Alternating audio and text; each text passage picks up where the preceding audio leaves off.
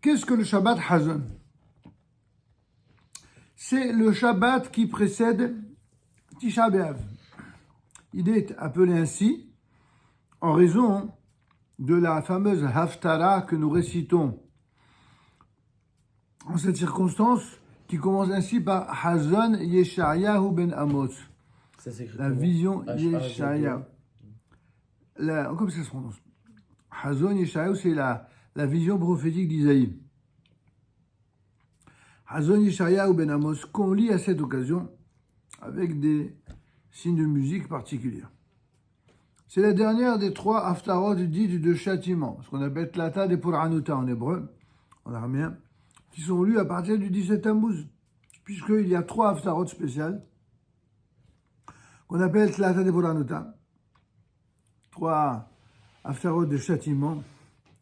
La première, c'est dans Jérémie au premier chapitre, la seconde, c'est dans Jérémie au second chapitre, et enfin, la troisième, c'est dans Isaïe au premier chapitre.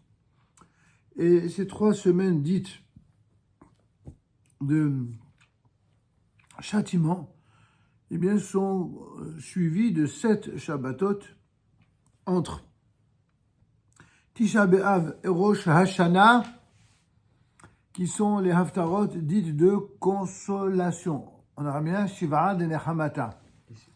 Juste un instant. Qui toutes ont été choisies dans la deuxième partie du livre d'Isaïe. La Haftara de Shabbat Hazon, la fameuse grande accusation, comme certains l'expriment, est en général lue par le rabbin ou la personne la plus éminente de la communauté. Dans la section shabbatique de Devarim, qui est lue régulièrement le Shabbat qui précède Tisha B'Av, le verset 1, 12, comment supporterai-je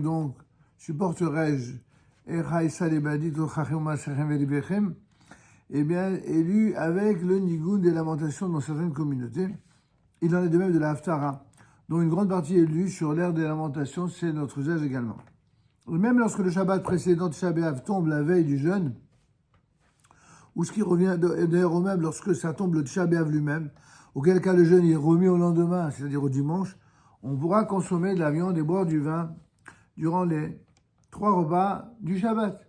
Toutefois, concernant la Seuda Shélishit, elle doit, quand ça tombe Shabbat, encore une fois, Tisha B'Av, que c'est reporté au dimanche, alors la Seuda Shélishit devra s'achever avant le coucher du soleil, avant la Shkia d'Achama. Juste un instant. Dans ce dernier cas, on ne fera pas de Havdalah sur une coupe à l'issue du Shabbat, mais on dira l'intercalation correspondant à la Havdalah dans la prière de Ma'ariv, comme chaque fin de Shabbat. Par contre, on dira après le Shemona Esrei la bénédiction sur la lumière d'une bougie, et le lendemain, à l'issue du jeûne, on fera la Havdalah sur une coupe de vin, sans les bessamim, sans aromates, et sans lire les versets tirés des prophètes qui introduisent la Havdalah toutes les semaines.